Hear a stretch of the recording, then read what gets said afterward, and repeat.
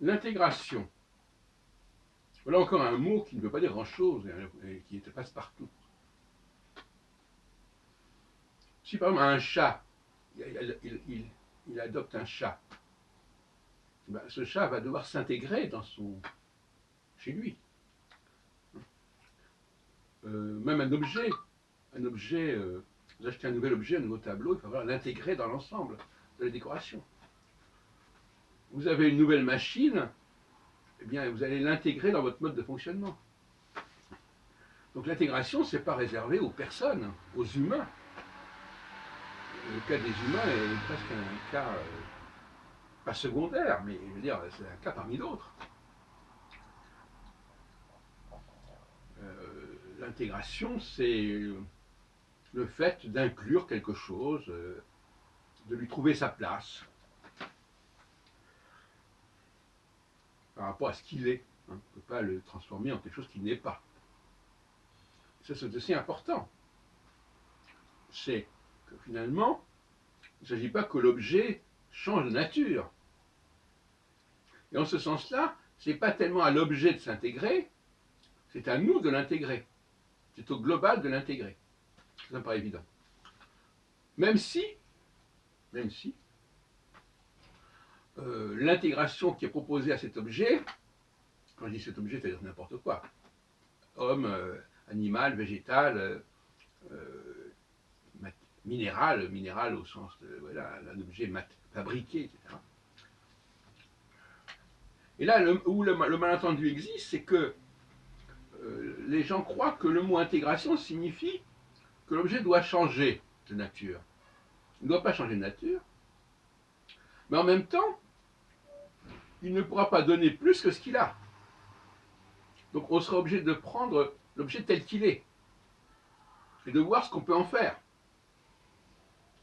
Donc là, il y a un double problème. Parce que parfois, l'objet qui veut être intégré, alors évidemment, on ne peut pas dire qu'une voiture veut être intégrée. C'est plutôt un être humain qui veut ceci. C'est tout le problème. On travaille avec l'humain, c'est que l'humain, il a ses fantasmes, il a ses processus de mimétisme, qu'on n'a pas forcément d'autres objets. Bon. Mais, donc lui, il veut ceci, il veut cela.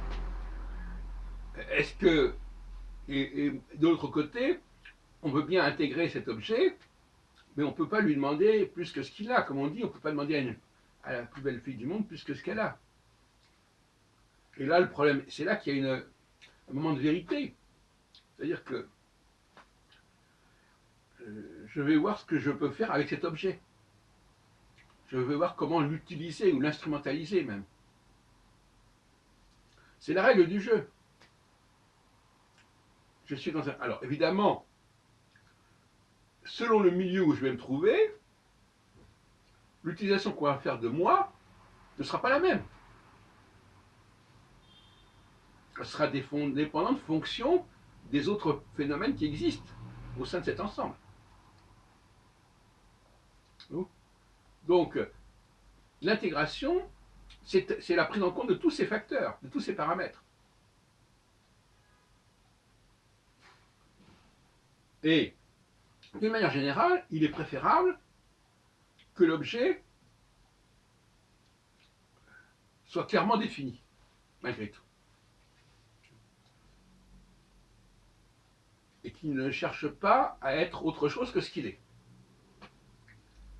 Même s'il y a une certaine marge de manœuvre, qui est due aux configurations et au contexte, cet objet, il est ce qu'il est.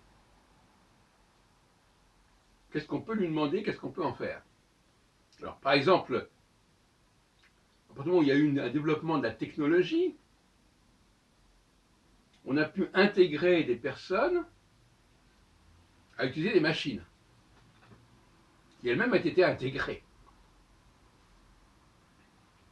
Ce qu'on n'aurait pas pu faire quelques siècles plus tôt.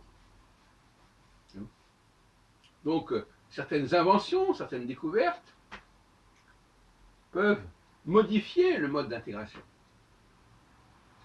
L'intégration par la machine, chose qui était guère pensable quelque temps auparavant. Et inversement, Si la machine elle-même se surdéveloppe,